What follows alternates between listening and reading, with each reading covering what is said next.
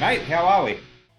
Good, thanks. How are you? I'm doing very well on this nice and cold Australian morning, which I'm not getting used to. I never get used to it being cold down here. As long as I've lived here, it never gets any easier. How about both of you? How are you today? Yeah, pretty good. It's quite hot here, actually. I'm in Boston, and it's like 30 degrees today. Oh, good. Yeah, I'm glad you didn't use Fahrenheit. I don't know, man. You could have just made up yeah, a number. yeah. Celsius will always be natural to me. Yeah, Yeah, good. No, well, by the time you guys actually get down here, it's probably going to be a bit closer to 30 because we've got the very end of October. In fact, Halloween, I believe, is the first show you guys are playing down here. How fitting that you guys Yeah. get to do that. Are you excited? Is the excitement starting to ramp up for the tour yet, or it just hasn't kicked in just yet? No, for it's sure. yeah, definitely excited about it. This is the first time playing in Australia for both of us, Oh, wow. so it should be a very cool experience. And yeah, Halloween. I don't think I've ever played a show on Halloween, actually, now that I think about it. So I don't know. Maybe we've got to like get some masks. I see you've got Majora's mask in the background there. Very Oh nice. yeah, Yeah, no, that's yeah. Actually, now that come to think of it, that is something you can do for the first show too. I imagine all the photographers in the audience would love it if you ended up busting out something that was a little bit Halloweeny for the first show down here, but it'd confuse the rest of the audience who come to the next show on November 1st, going, "Oh, but I thought they wore costumes and masks. What's going on here?" So you could have a bit of Yeah. fun with Yeah, it. true. No, we should think about that. That'd be cool. Oh, man. Oh, I'm glad you noticed the Majora's Mask. We always get a bit of a kick up because I think we're all at that age where if you played any video game as a child, Legend of Zelda was the one. yes, Yeah. Yeah, I was going to say, you guys gamers at all growing up? I guess you're on the internet for a bit of a living, so I guess you would have had to at some point. Yeah. I was always a Nintendo Yeah. kid. I had friends who played PlayStation, some Nintendo as well, but I was pretty much exclusively Nintendo and then Xbox. But Nintendo is always the most nostalgic for me. Like yeah, Zelda, Mario Kart, Super Smash Brothers, F-Zero X, all those sorts of games. And Majora's Mask might be my favorite Zelda, actually. It's a very cool one. yeah. It's also not just the games, also the music. I don't know if Mm. that had anything to do with getting this deep into music, but like especially with Zelda, they had such on the N64 such limited possibilities when it comes to making like the soundtrack and all of those different tracks. And recently, when Charles was here in my studio in LA and Mike Dawes, the awesome acoustic player, and we worked on something, we actually had some dungeon music running in the background from Ocarina of Time, and we were all like, "Wow, this is really great. This still holds up and sounds awesome. This is something you can really listen to, Oh, yeah. which great achievement, I think."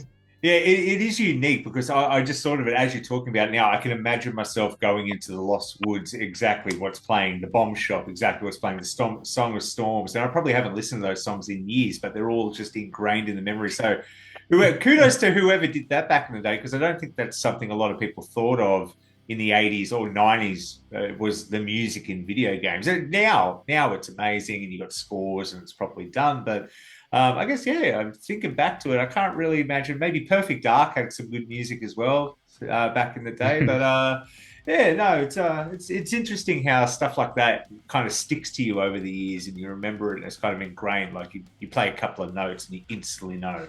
Like the title screen to the Ocarina of Time is so iconic. It's just yeah, it's just one of those things. But Yeah. no, it's cool. Speaking of music and speaking of the Australia tour, are you guys ready for it? Have you got down what you're doing, or is it a bit more improv what you're going to be doing live down here, or do you get nervous at all playing a new territory for the first time? Uh, yeah, definitely some nerves. I get nervous playing in familiar territory too. I mean, and I think it's good to be at least a little bit nervous. I think if you're not nervous at all, it's more of a sign that you don't really care that much. Um, so yeah, no, I'm a little nervous, but in a good way. I'm more excited, I would say, Yeah. than nervous. And yeah, I think we're feeling pretty prepared. The funny thing is, we don't really get to rehearse too much together in the same place because even though we now live in the same country, because like Australia, America is absolutely massive. Bernth's still a 6 hour flight away, which means he's actually not that much closer to me than he was when he was in Vienna, which is pretty funny. Um, but the thing is, we practice our parts so much individually that when we do come together, it's really a very quick process to just like snap everything into place. Um, and we don't do too much improv at the moment, although in the challenges in between songs, that there's a bit more of an improv aspect to that, and you don't necessarily know what's going to happen there. Yeah, we do these challenges in between songs where it's like with figuring out whether bass is the better instrument or guitar is the better instrument, and we do one round where there's like we each have to play with a pick, which is obviously much easier for Bernth than me. Uh, so yeah, we try to keep it fun like that. How do you feel the audience reacts to those challenges when you first started doing them live as well? Was that something, we were talking about nerves, was that something you were like, was it just a improv the first time you do it, or was it, okay, we're going to kind of challenge each other, let's just see how the crowd reacts to that? Do you feel the audience gets into it a lot more? Because it's almost like a hype man when you go, well, what's better, guitar or bass? You're obviously going to have the enthusiasts in the audience voice their opinion, I imagine. So yeah, you're laughing. So I'm guessing you've got some thoughts on that one. For sure. Yeah, I mean, our biggest goal was making it as entertaining as possible so that people who watched some of our YouTube videos come to the show and don't just get an experience where we play song after song after song after song after song.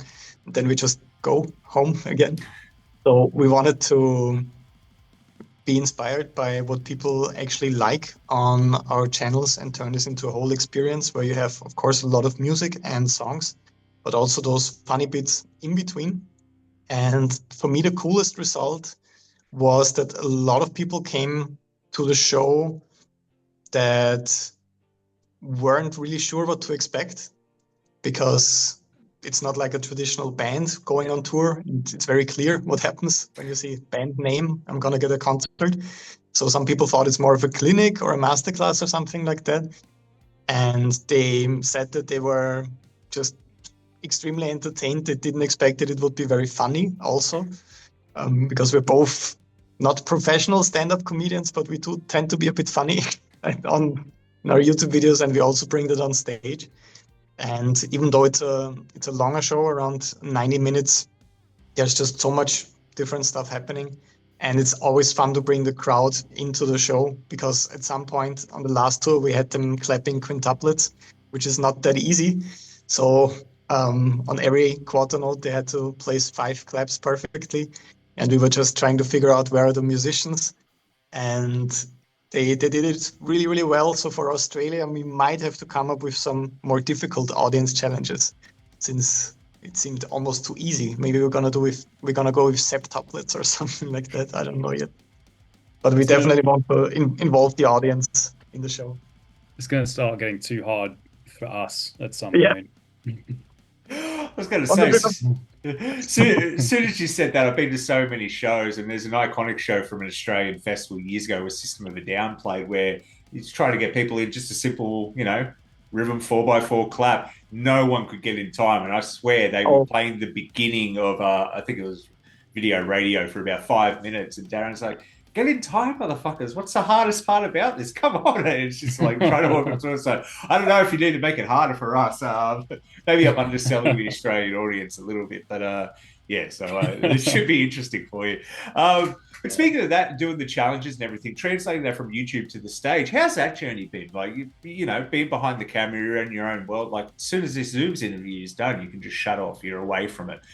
Was it a challenge going from the YouTube scene to the stage? Was there any self-doubts of like, well, I just don't know if this is ever going to translate to being able to do this live, because it is a completely different environment. A lot of people who get into YouTubers, I watch a ton of YouTube myself besides being on there, and I find myself a bit introverted at times, to the point where, going out might be a bit of a challenge and getting into things. Was that ever hard for you guys, or was it a bit of a natural fit once you got into the rhythm of it? It was, yeah, I mean, a bit. It was definitely one of those things where, especially because COVID meant I hadn't played live basically for like 4 years um, prior to this European tour. I mean, I'd done sporadic shows here and there, but not very much at all. There was definitely a little bit of a feeling in the back of my head of like, okay, I've never played. There were a lot of songs I'd literally never played live. Yeah. And so yeah, there was a bit of doubt, but I prior to my YouTube channel kind of growing at a fast rate, I actually did a lot of shows before that. So Yeah. one of my main sources of income actually at one point was street performing. So I did a lot of street performances in Boston. And the funny thing about that is, in some ways, it's very low stakes, and in Yeah. some ways, it's quite high stakes because basically, if you don't play that well, you'll have no audience. So in that way, it's kind of like low stakes Yeah. because it's like then it's kind of just like playing by yourself.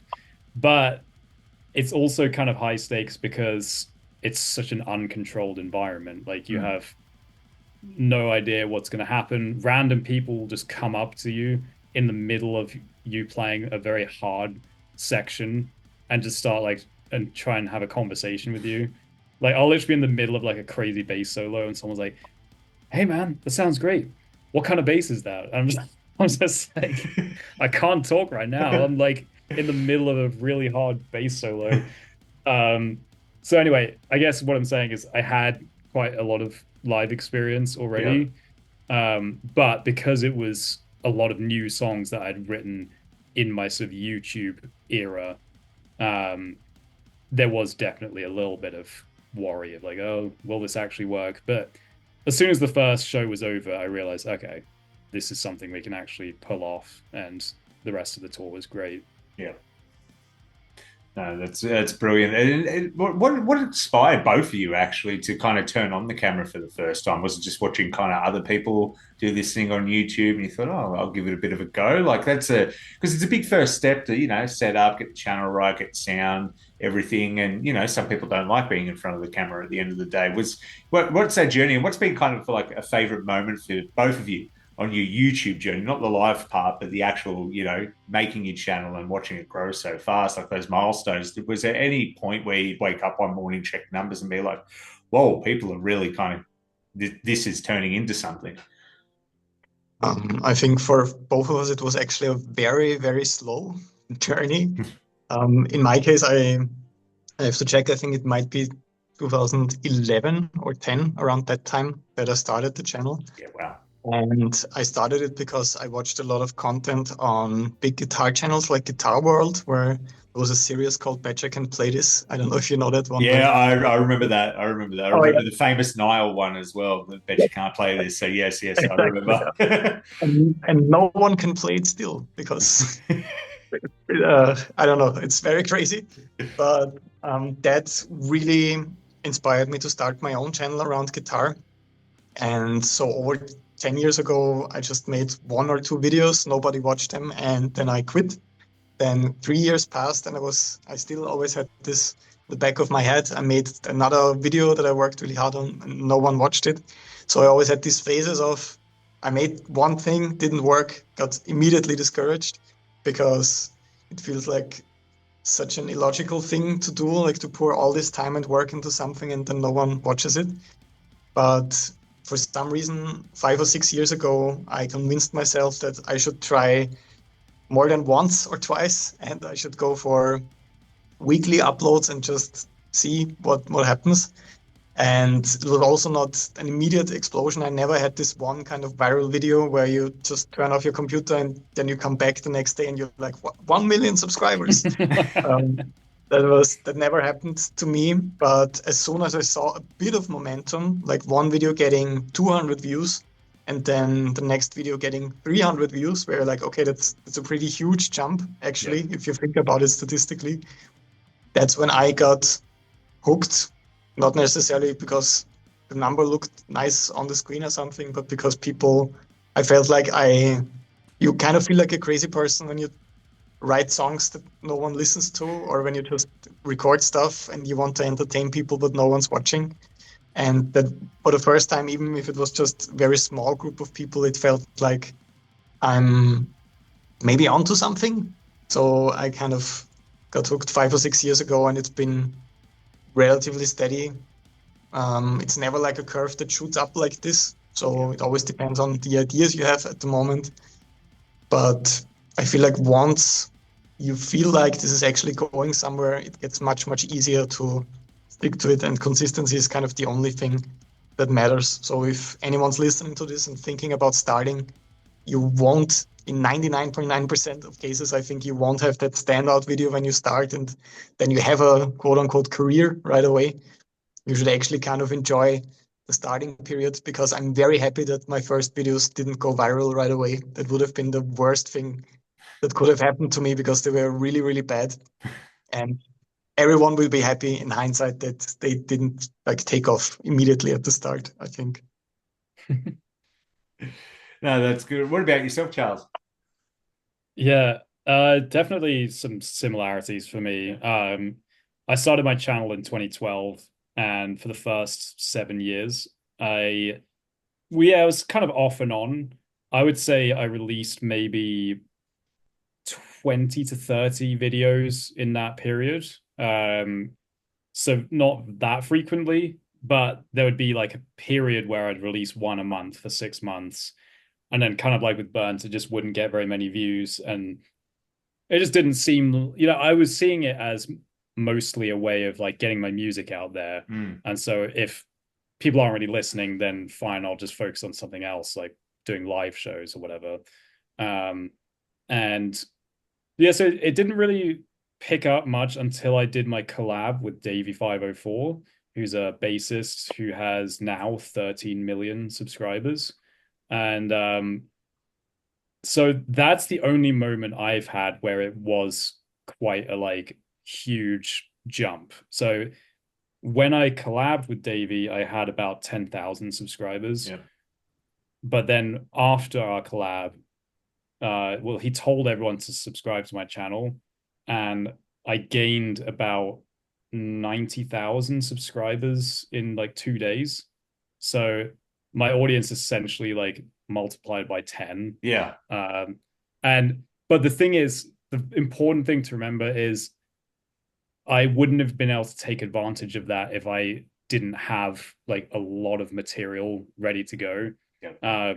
So because I'd been grinding for like 7 years with very little to show for it in terms of like numbers, when I did this collab with Davey, I had like 10 songs that didn't have videos yet.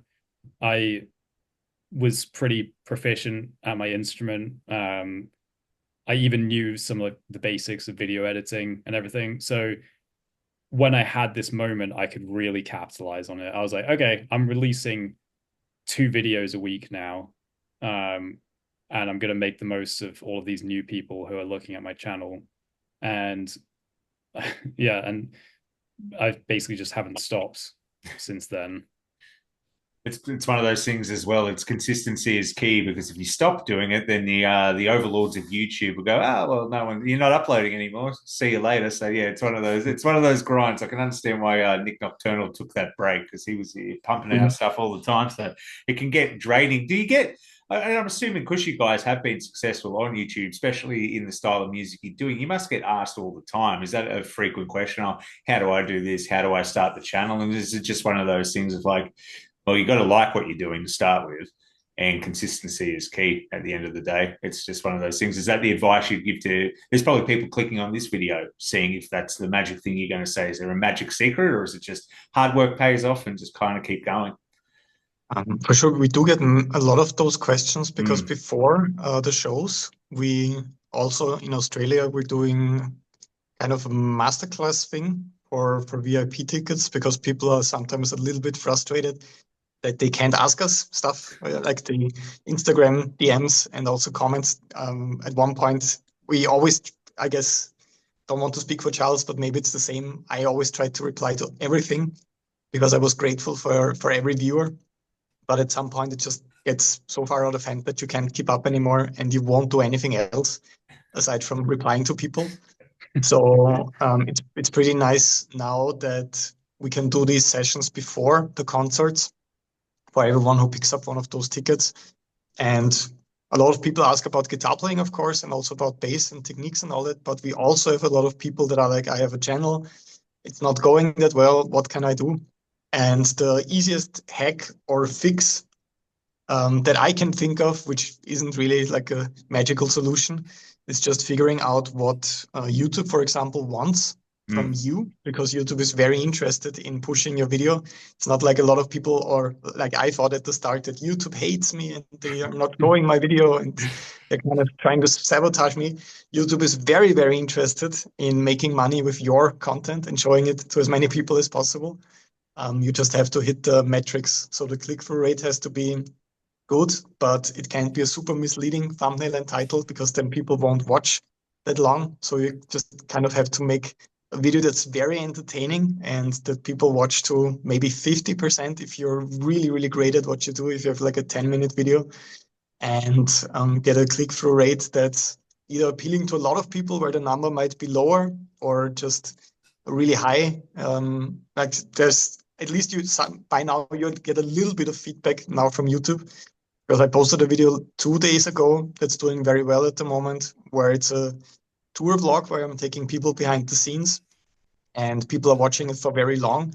And now YouTube at least gives you feedback and it says, hey, the click-through rate on this video is not that great, it's 4%, but it's because we're showing this video to a lot of people because it's appealing to a very wide audience. Yeah. So it's not a video that takes off right away, but it will probably keep growing now for a long time.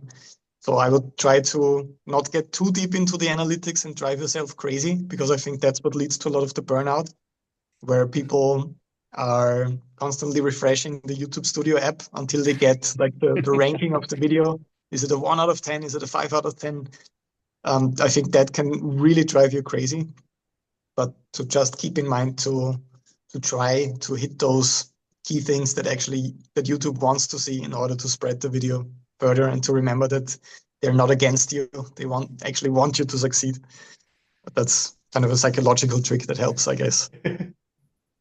No, that's well said, because you're right. And I used to do that exact same thing with the YouTube Studio app. Go, okay, come on, refresh, tell me what's going on. Now I'm just like, oh, look at that when I look at it. So I think that is a good thing, because as soon as you said that, I was like, yep, I was definitely a victim of, just saying, number get bigger, make my brain, release a good dopamine type of thing. So yeah, definitely no. Oh, yeah. Yeah. But guys, it's been great. I can't believe the time already, so I won't keep you guys too much longer. But the show's coming up. You're excited for it. Tell people just before you go, what's your last selling point? You're a salesperson. What's the last selling pitch to get people to come to these shows at the end of October? Halloween. Yeah. I would just say that if you like what we do on our channels, the show is going to be a lot of that, but it's going to be just taken to a whole new level. It's going to be much more than just playing the songs one after the other. There's going to be a lot going on in between songs with challenges and funny moments, and maybe even some crazy, weird instrument stuff. I don't know exactly what's going to happen. Anything can happen, really.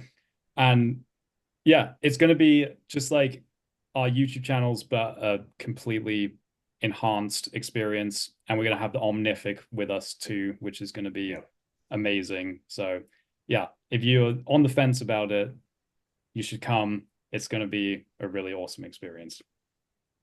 Well said. And yeah, do you want to send us home? Perfect. Everything Charles said sounded really great. I think the main attraction is also that we will finally, at the end of the show, find out what the superior instrument actually is. So there might be an answer at the end. And I don't want to spoil it. We all know what it is. But yeah, the whole show has a guitar versus bass theme to it. I think people can guess that by now. So it's gonna be a bit of a battle, and we're excited to see if there are more guitar players or bass players showing up to the shows. So if you're a guitar player and you're on my team, you definitely have to come, because we can't have more bass players than guitar players at the show. So please buy a ticket. And look, we all know deep down the correct answer is saxophone. Saxophone at the end. Unbeatable.